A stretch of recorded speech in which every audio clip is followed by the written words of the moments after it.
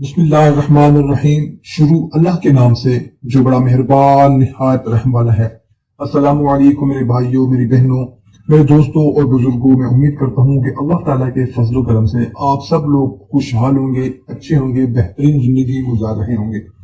دوستوں، مشکلات، پریشانیاں، تکلیفیں ہر گھر میں ہوتی ہیں۔ ہر بندہ کوئی نہ کوئی پریشانی، کسی نہ کسی تکلیف، مصیبت میں مبتلا ہے۔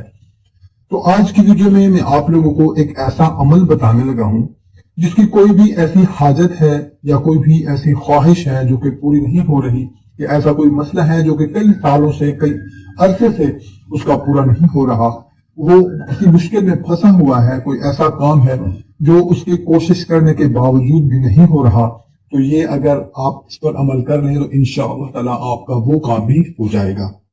تو دوستوں، وہ کچھ بھی ہو سکتا ہے۔ اگر کسی جگہ پر آپ کا کوئی لڑائی جھگڑا ہو گیا ہے، یا کوئی آپ کا ایسا مقصد ہے، یا کوئی ایسا کام ہے جو کہ پورا نہیں ہو رہا، آپ کوشش کر کر کے تھک گئے ہیں مگر وہ کام نہیں ہو پا رہا، وہ جائز ہے مگر ہو نہیں رہا، کسی بھی وجہ سے کوئی مشکل آ رہی ہے آپ کو، تو اس کے لیے یہ عمل بہت ہی مجرب عمل ہے۔ وہ عمل کیا ہے کہ سورت 3 جو ہے، سورت 3 وَالتِّينِ وَالزَّيْتُونِ وَطُورِ سِينِينَ، اس سورت کو اٹھتے بیٹھتے چلتے پھرتے آپ پڑھتے رہیں۔ جو مقصد ہے آپ کا، جو پریشانی ہے کوئی بھی ہے، اس کو آپ نے ذہن میں رکھنا ہے اور چلتے پھرتے اٹھتے بیٹھتے اس کو پڑھتے رہنا ہے۔ اور اگر یہ صورت کھانے پر پڑھی جائے تو انشاءاللہ تعالی مضر اثرات ظاہر ہو جائیں گے۔